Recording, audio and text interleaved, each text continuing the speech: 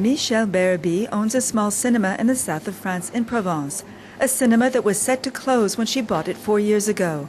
Today, it's thriving thanks in part to local and national subsidies. When she invested 400,000 euros to renovate her 3-screen theatre, the French National Cinema Centre covered half her expenses. But Michèle admits her survival depends on showing blockbuster movies. This in turn allows her to program smaller art house films, offering her clients the diversity of European cinema. But it's not always easy.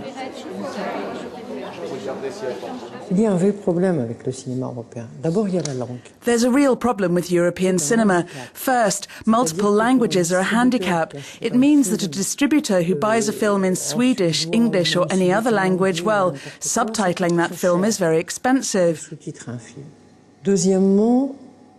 Secondly, very few films correspond to the French structure, by which I mean films which will attract at least 400,000 cinema-goers, which will make it profitable for a distributor. There are wonderful films all across Europe, but they'll only get 100 or 120,000 cinema-goers. So the distributors are pretty cautious about that. Getting distributors to take more of a risk is at the heart of the battle over the success of European cinema. It's estimated that out of 1,200 films produced in Europe last year, less than half made it to the big screen. 4 out of 5 films shown in Europe were American ones. In some countries like the UK, that figure reached 95%. Michele Berrebi says she often hosts events where she invites European directors to a screening of their film. It's time-consuming, often successful, but not always profitable, especially in a town of 10,000 people.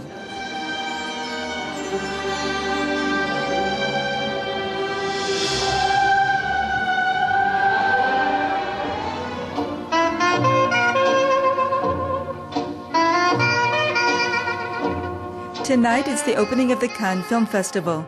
Michèle managed a deal with distributors to broadcast the opening and Woody Allen's film, Midnight in Paris.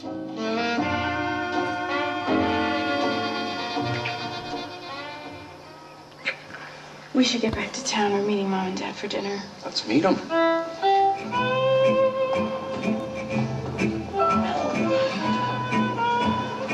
There are our sightseers. If I never see another charming boulevard or bistro again. It's an irony not lost that the festival's first film is American, even if Allen pays tribute to the French capital. Cannes is perhaps the biggest and most notorious of international film festivals. It's also a filmmaker's and especially a film distributor's paradise. Besides the films in competition, there's also a film market where an estimated 10,000 participants and 4,000 films take part in the industry's network of buying and selling films. But how many are European, and how many get bought for distribution rights? Eduardo Carneros is a Spanish film producer who believes the best way to sell your film is to try and distribute it yourself, not an easy task.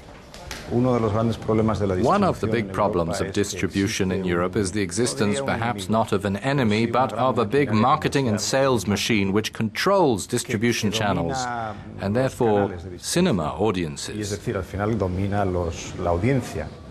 They have a lot of power, like big fast food chains which open branches all over the place. When there's a McDonald's everywhere, it's difficult to buy and sell other products. You have to look European politicians in the eye and say, this cultural richness needs a helping hand. And it's not just a question of cultural diversity, but also of economic war. Ironically, the film Carneros co-produced and presented at the Cannes Critic Week is Argentinian. It's about a truck driver in South America who picks up a woman hitchhiking with her baby. It's a long trip. The critics were good. Now the film just needs to get distributed. Nanni Moretti is no stranger to Cannes or the problems of distribution. The Italian director showed his first film here 35 years ago and won the Palme d'Or in 2001. He also owns his own cinema in Rome where he can show his films, but also help others in the distribution battle. This year he was in Cannes to show his latest film, Habemus Papam, or We Have a Pope. It's about a new pope who gets cold feet when he realizes the weight of his responsibility.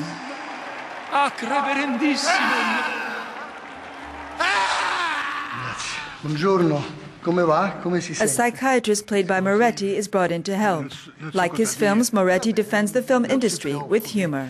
Bene, cominciamo. Grazie a tutti. Grazie. In Italy, many of the small local cinemas have closed, and multiplexes attract a different kind of audience. There should be a large network of art house cinemas, multiplex cinemas with 2, 3, 4 screens in many cities to show art cinema. The problem is that sometimes even the art cinema directors make bad movies. So if the audience sees 1, 2, 3, 4, 5 bad films, then the 6th film, which may be a really good film, they won't go and see it.